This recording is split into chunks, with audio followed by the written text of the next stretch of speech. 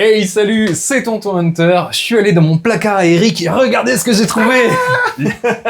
Notre bon vieux Eric qui vient faire une petite vidéo à l'ancienne, à la maison, parce que j'ai reçu une petite pépite bien exotique et je me suis dit que s'il y en avait un qui allait pouvoir en tirer le meilleur, et bien voilà, c'était bien lui. Donc vous l'avez vu sur la miniature, on s'attaque à un monument puisqu'on a trouvé, on a dégoté, j'irais même, une Strandberg Made in Japan qui a été faite dans le Custom Shop ESP, on vous en parle maintenant.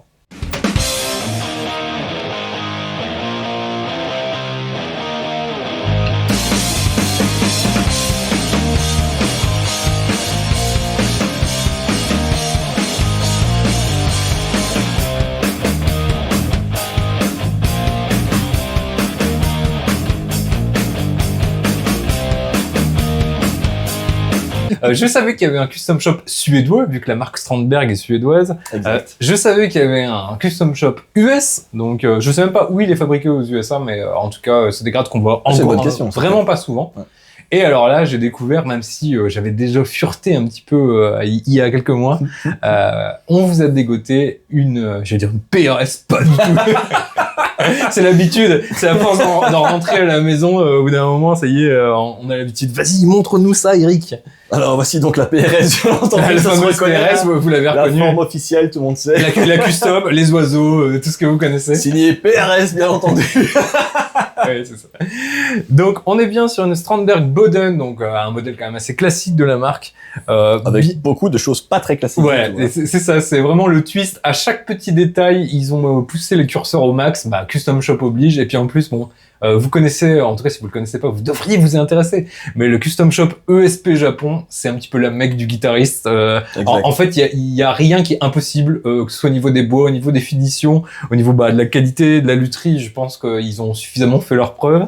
C'est un des rares trucs où d'office tu peux lancer dedans et acheter, tu sais que tu vas avoir quelque chose. À distance, sans problème, là, tu sais qu'ils auront pas à déconner. Je vais vous montrer quelque chose d'assez joli. Hop.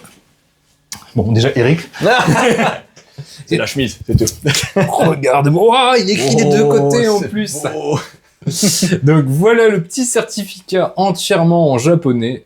Ça fait plaisir. C'est vrai que quand on commence à recevoir ça à la maison, ça fait plaisir avec forcément les petits glyphes, etc. Ça qui fait le fameux. Alors notre public japonais, si vous pouvez mettre la traduction. Oui, mais mettez l'instant trad. Ouais, et à mon avis la trad YouTube officielle, ça peut être marrant aussi. D'ailleurs, je sais pas si vous l'avez déjà capté. Je sais pas si c'est le cas sur toutes les vidéos, mais en tout cas, regardez si vous avez le bouton. J'ai capté que mes vidéos étaient automatiquement traduites en anglais. Alors. En anglais. Je vais regarder en rentrant. Alors, c'est incroyable. Ma voix en V, j'allais dire en VO, du coup non. En version anglaise, elle est foirable, mais elle est horrible. For sure.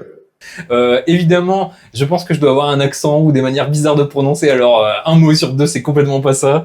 Si vous voulez vous marrer, je pense qu'il y a moyen de bien rire en regardant les vidéos traduites automatiquement par YouTube. C'est quelque chose. Donc, sur ce petit certificat, on apprend qu'il y a le fameux ESP Custom Shop, évidemment. Boden Order Model. Donc là, 2020, un petit 2020 tranquillou. On est allé vous chercher la petite fiche tech quand même pour pouvoir vous en parler. Waouh, on a mis toutes nos oui, c'est ce que je suis en train de regarder. Est-ce que discrètement, en fait. Mais du coup, on voit que par contre, il n'y a pas un seul POC. Hein. Ouais, là, on est vraiment sur parce qu'on manipule et tout ça. Mais attendez, on va vous montrer. Tiens, Eric, je te laisse mettre un petit coup de polish. Mets-moi un petit coup de polish. Il y a un génie qui sort.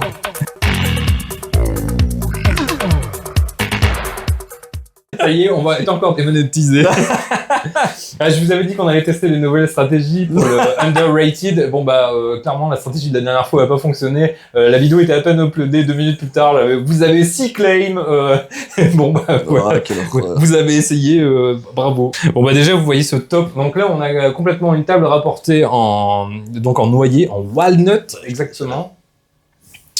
Moi, c'est le binding du neck qui me rend fou.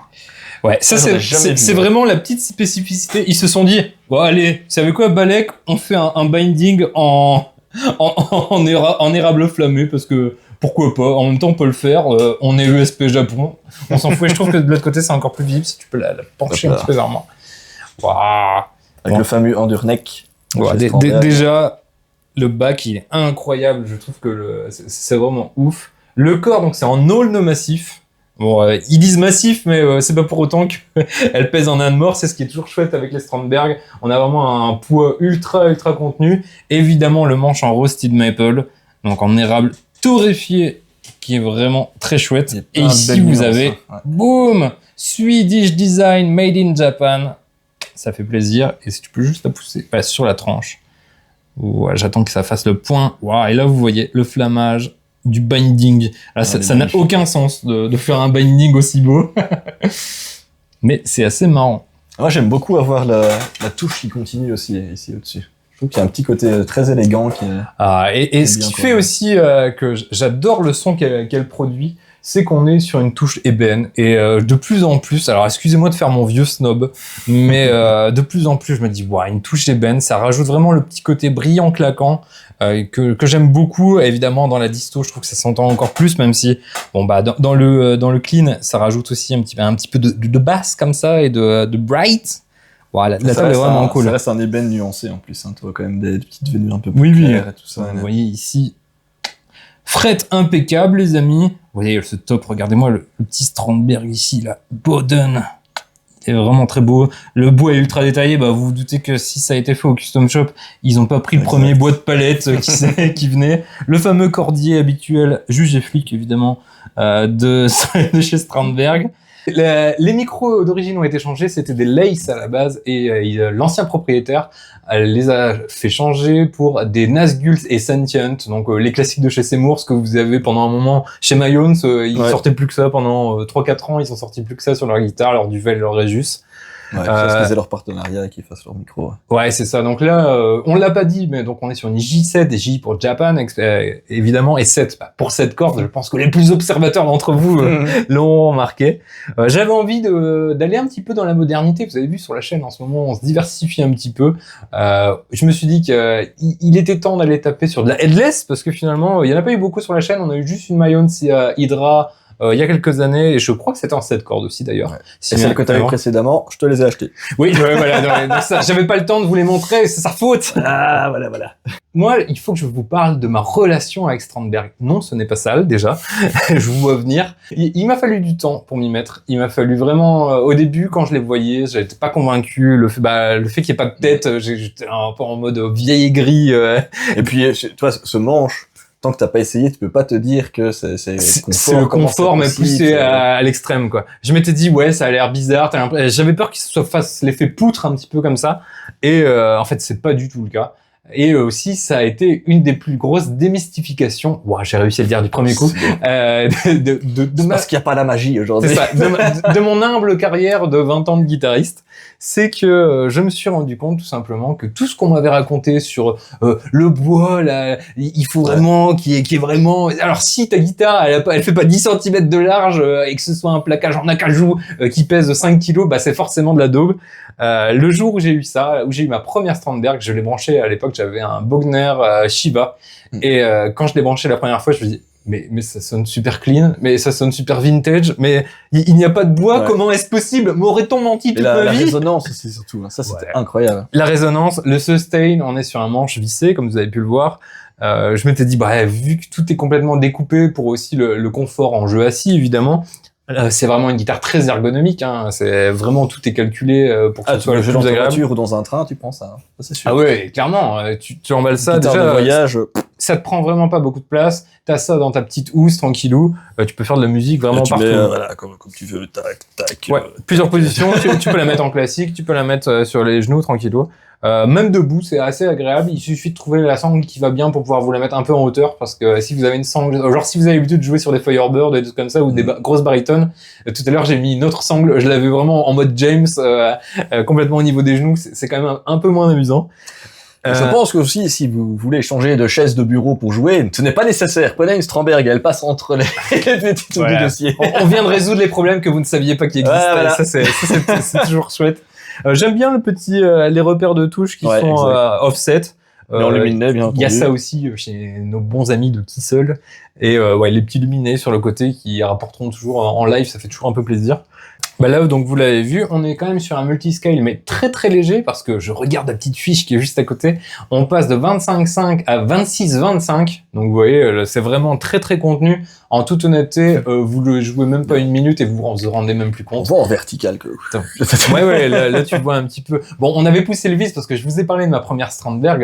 On essaiera peut-être de mettre des inserts, mais bon, déjà, j'en suis plus le propriétaire puisque le nouveau heureux propriétaire, bon, pas si nouveau que ça d'ailleurs, c'est notre bon vieux Eric qui me l'avait racheté à l'époque. Et là, pour le coup, c'était un fretage en true temperament. Là, on avait poussé la bizarrerie à son paroxysme. Ah, bah, comme d'habitude, quitte à prendre quelque chose, tu prends le top du top. Ouais, voilà, c'est ça. Et, au moins, on essaie vraiment dans les meilleures conditions. On voit vraiment si c'est intéressant ou pas. Qu'est-ce qu'elle t'inspire, cette Strandberg, quand tu l'as vue la première fois? Est-ce que c'est ce à quoi tu t'attendais? Est-ce que aussi, deuxième question, est-ce que tu vois une différence ou est-ce que tu as senti une différence avec la tienne, donc qui est made in indonésienne, même si c'est trop tempérament, t'as 4000 balles, c'est made in Indonésie, quoi, ce qui fait toujours un peu chier, désolé. Bah écoute, j'en viens à ça, tu vois, ce petit binding, moi je trouve qu'il est incroyable, il rajoute un côté ultra classe à la guitare, Plutôt dans la pas jusqu'à finition. dire vintage, mais il y a un truc qui se passe quand même, tu vois, ça je trouve vraiment top. Donc tu vois la diff quand même dans les finitions plutôt, toi? Bah après, toi, même le fretage, bah, c'est, voilà, le temperament comparé avec ça, mais par contre, le taf est dingue, tout est, tu glisses comme pas possible, en top. Comment on pourrait décrire un Underneck du coup pour quelqu'un qui n'y aurait jamais joué, parce que pour moi c'est un des manches les plus confortables malgré ce qu'on pourrait visuellement penser. Ouais, c'est vrai que ça paraît contre-intuitif, tu vois ça, tu vois un énorme piquet là qui bouge et tout, tu te dis mais ils ont fait n'importe quoi. Ah non, ils sont intelligents ces gens-là. Ouais, bah donc, de toute façon c'est quand même des guitares pour le coup qui ont été ultra ingénierées. Exact. Et donc on voit, on va essayer d'avoir un plan qui est joli. Vas-y, fais un plan. Attends, je vais même faire mieux que ça. Vas-y. Tu vois, au final, pour reposer ta main, donc le but est toujours d'avoir normalement la paume le plus près du manche pour bien reposer et pas trop créer de tension au niveau de ta main. Donc ici, on reste au milieu. Une fois qu'on passe dans les aigus, on passe finalement ultra naturellement de ce côté-ci, et puis on pivote et on se retrouve dans toutes les courbes qui sont naturellement faites sur le manche en fait. Donc ici, pour tirer, faire tes bends, etc. T'as même un support en plus avec le petit talon qui a été travaillé. La géométrie a vraiment été étudiée. C'est vraiment ultra top. Chose et bon, on a quand même des mains très différentes aussi et tout ça, et on s'adapte tous les deux ultra facilement.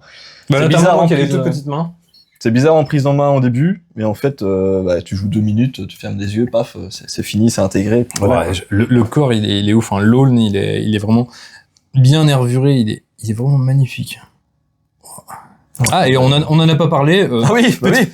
C'est vrai qu'on pourrait peut-être en parler. Alors, ceci est juste la signature d'Ola Strandberg, qui est le propriétaire, créateur de la marque. Donc, attends, reprends le chiffon, on va petit ça c'est moche. Ouais, ça c'est bon. Il y a des traces là. Allez, tu m'enlèves ça. Ouais, la petite signature. Ah, mais le bac, moi, je me demande même si je préfère pas le dos au côté front, qui est très très beau.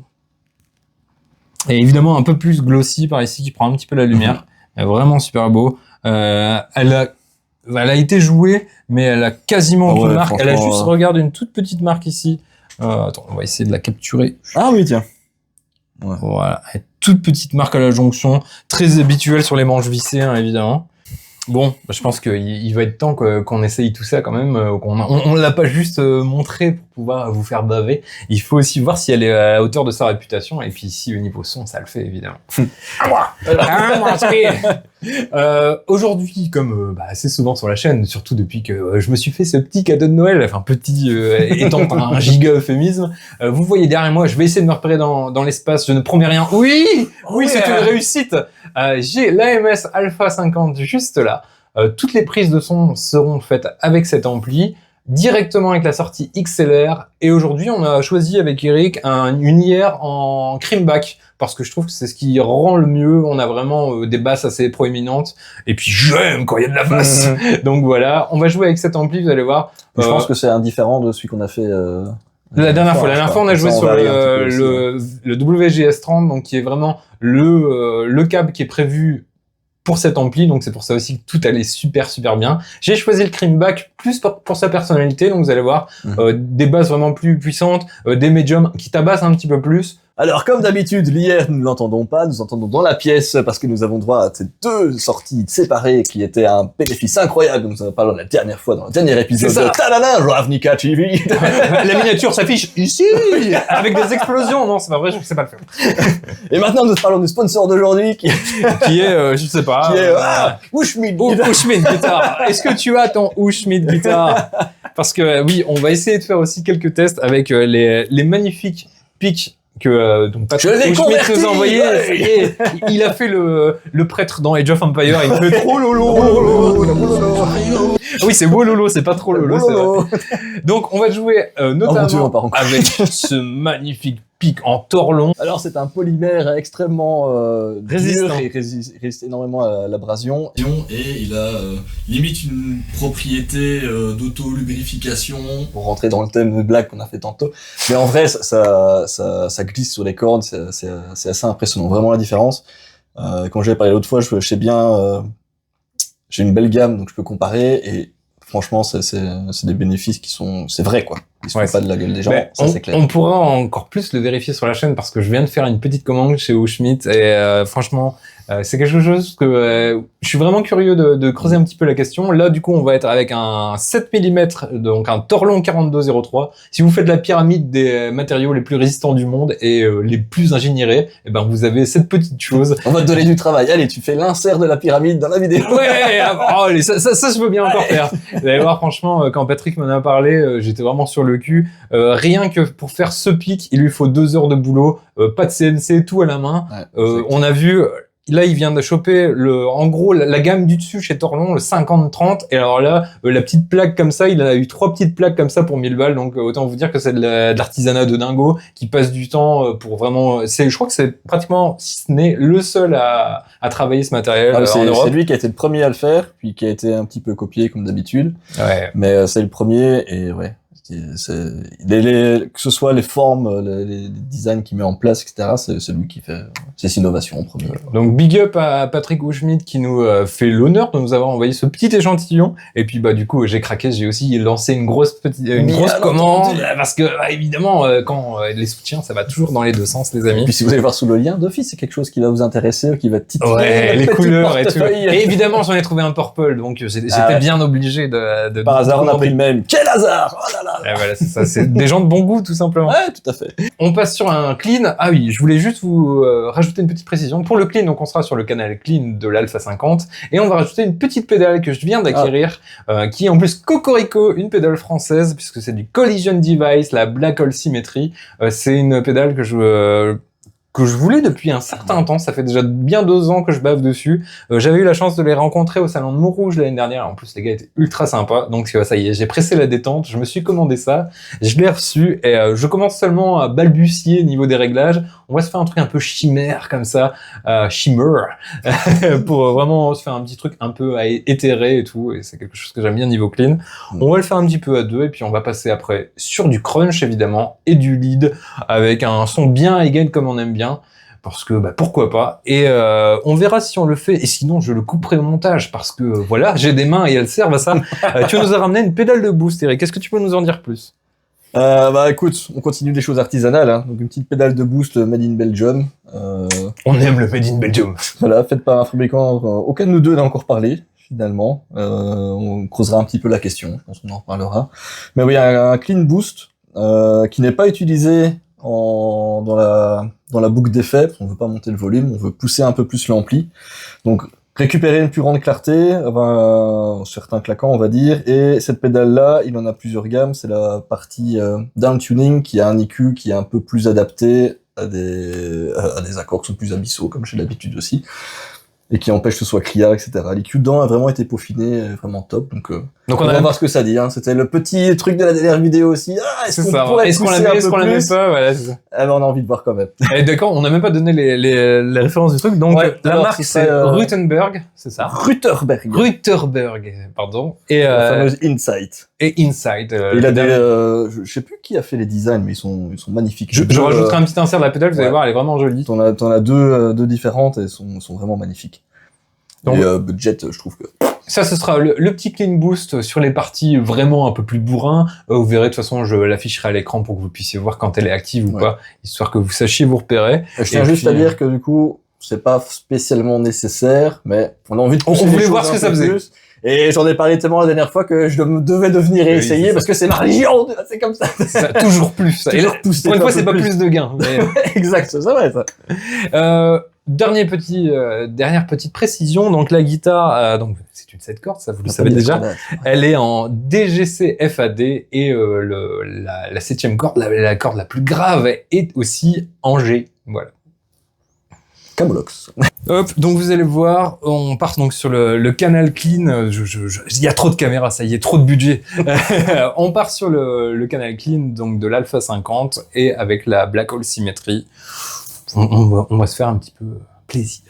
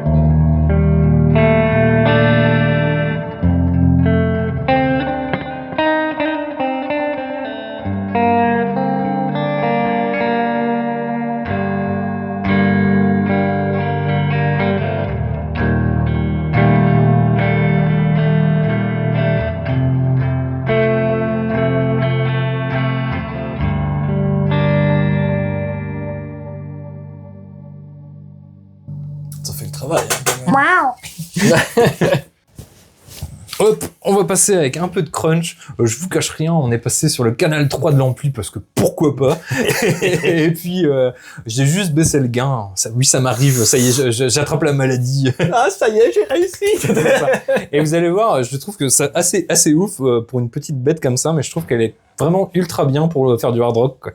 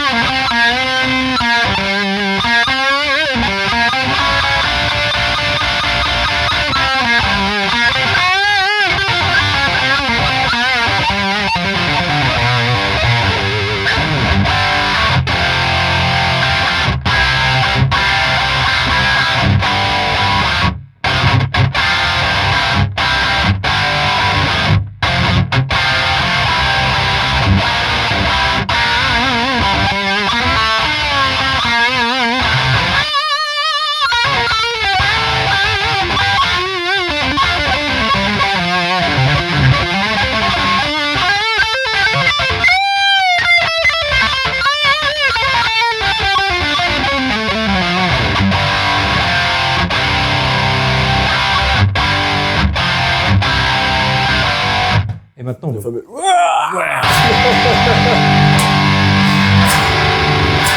Maintenant, on va pousser un tout petit peu le gain pour aller plus sur du heavy, mais on reste quand même dans un truc gentillet sans trop pousser le C'est vice. fou, hein, parce que t'as quand même, elle a un mojo fou, hein. Au début, je me suis marré parce que je m'imaginais totalement comme ça avec la guitare, tu vois, à l'ancienne. Parce que, ouais, non, t'as vraiment une bonne sonorité et tout, hein, ça va bien. Et en plus, encore une fois, on est sur des Seymour Duncan, Sentient et Nazgul qui sont faits pour du métal très très froid à la base, Ouais, même plutôt pour du black, de l'extrême, etc. Donc c'est pas censé sonner chaleureux comme ça, quoi.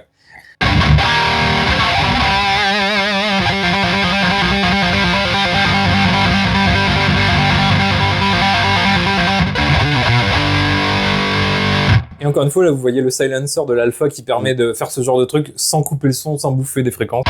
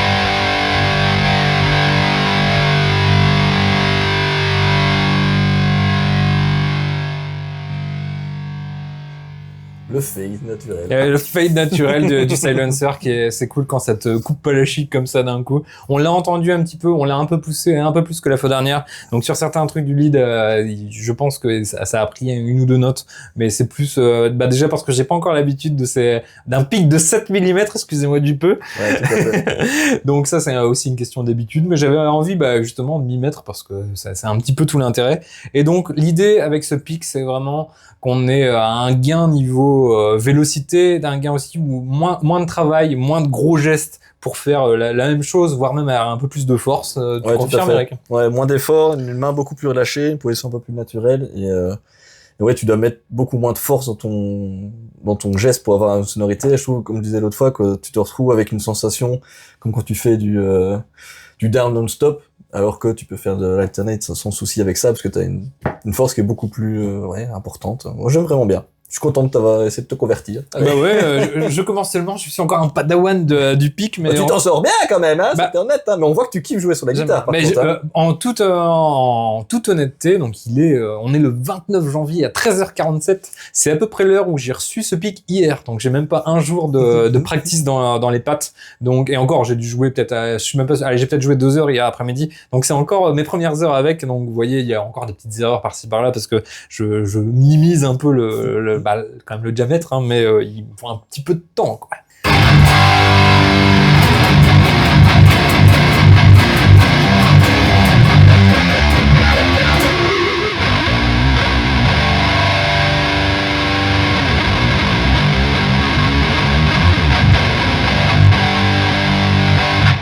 Et ce qui est drôle, c'est que vous pouvez passer à un petit truc hard rock.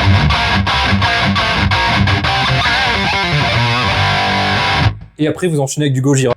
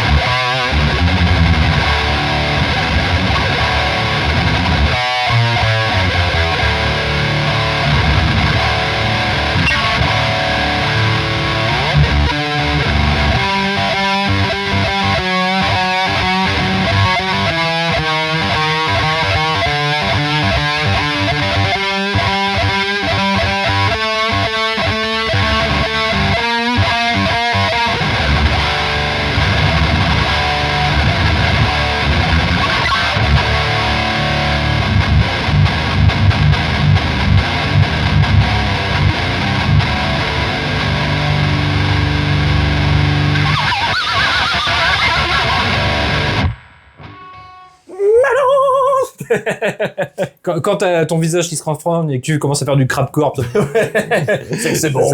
c'est plutôt bon signe. Bon, allez, on va passer à la partie velue du test. Et pas que. Tu ne fais pas que du velu. Tu m'envoies ça là-bas.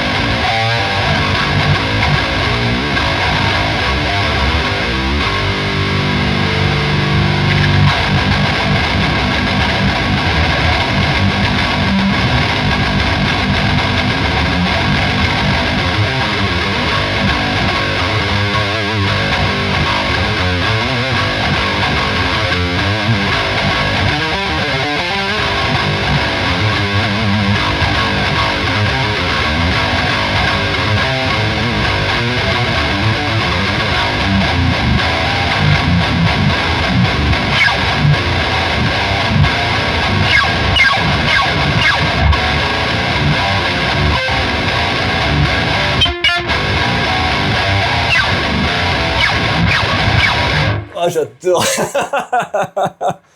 Ah, elle déboîte quand même. Hein. Tu veux que je te mette sur le canal 4 un petit peu? Ah ouais, tiens. Hop, Donc, donc, c'est, je sans- débooste et après je Exact. rebooste.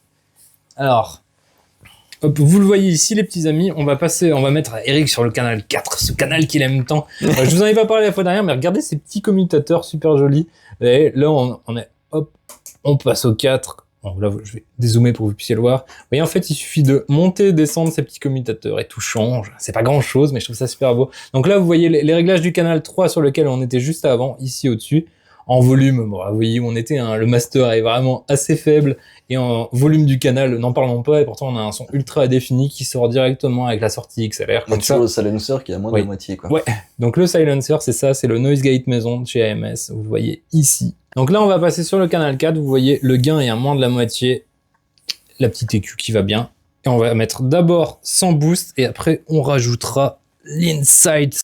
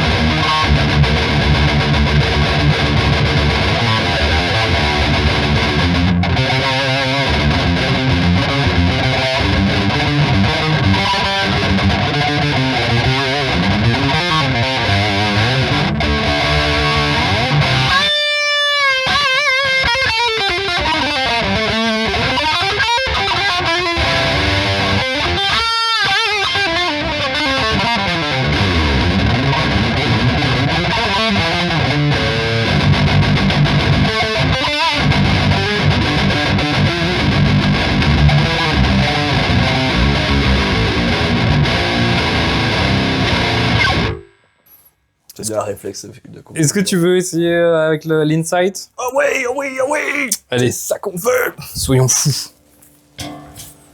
Alors.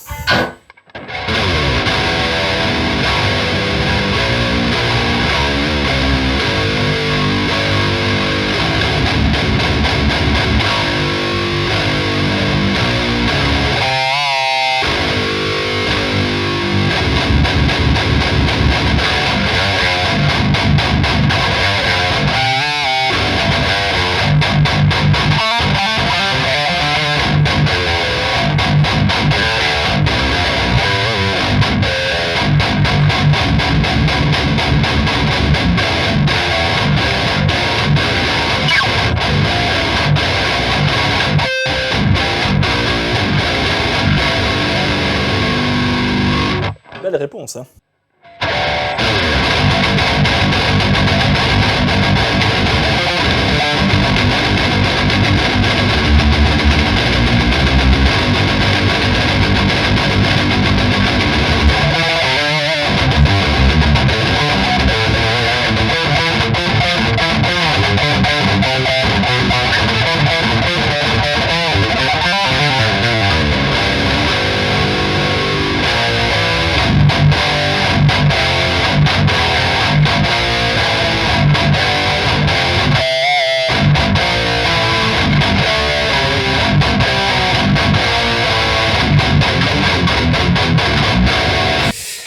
Bon Eric, alors qu'est-ce que t'en as pensé de cette petite Strandberg?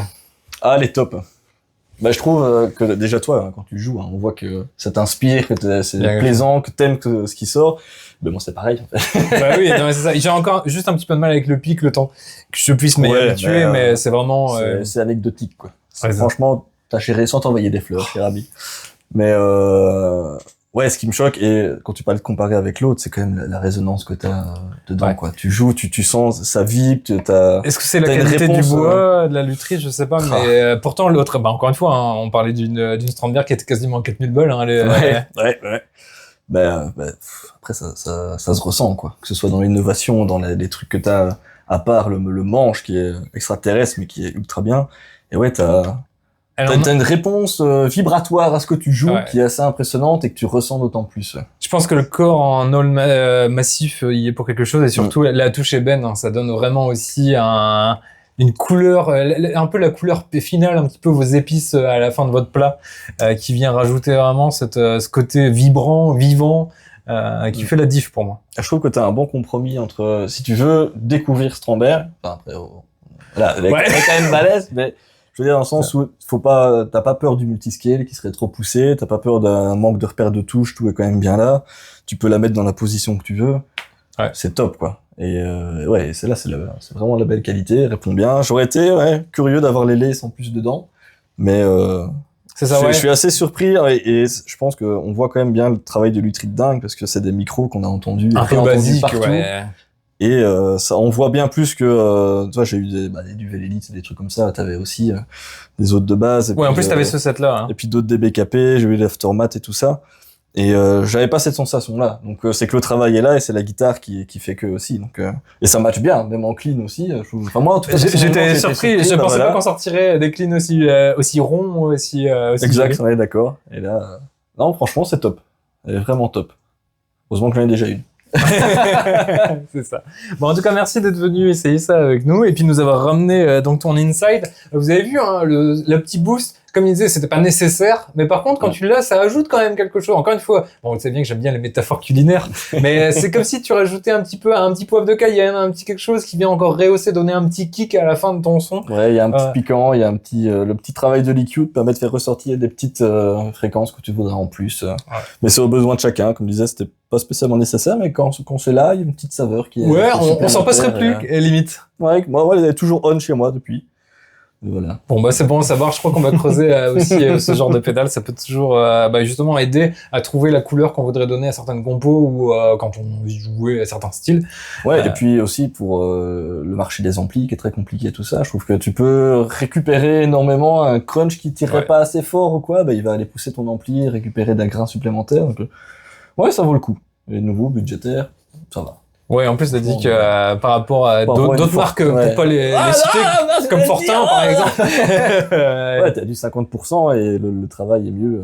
Voilà. Enfin, je ferai un petit comparatif. Comme quoi, les on petits dirait. artisans, voilà, n'hésitez pas à aller voir la chaîne Man Cave Production d'Eric, que je mettrai évidemment dans la description, parce que, encore une fois, je l'ai dit tout à l'heure pour Schmidt, mais ça marche aussi avec les amis. Le soutien, c'est toujours dans les deux sens, sinon, ça s'appelle une relation toxique. Oh, bien de la fête. C'est une méthode. En tout cas, merci d'être venu, ma poule. Bah, toujours un plaisir d'être là. C'est cool. Quand tu J'espère veux. que le test vous a plu et que vous avez pu apprécier cette petite bébête qui, qu'on voit rarement sur nos marchés, rarement dans nos contrées aussi, parce que déjà ils sont Exact. produits à très très peu d'exemplaires. Et j'avais vu, je crois que 9, ça peut monter dans les 7000, ça pique un petit peu. Pour l'instant, je pense la garder, mais bon, vous savez bien comment il est le tonton, on n'est jamais à l'abri d'une offre que je ne pourrais pas refuser. Là, maintenant, on record? Ah non, pas encore, n'exagérons rien. Allez, c'était tonton Hunter et notre bon vieux Eric qui est venu. Ça y est, il y a encore une présence en plus sur la chaîne, on va faire un tableau des scores. Premier en 4K, en invité, wouh! Allez, prenez soin de vous. Ciao. Tchuss!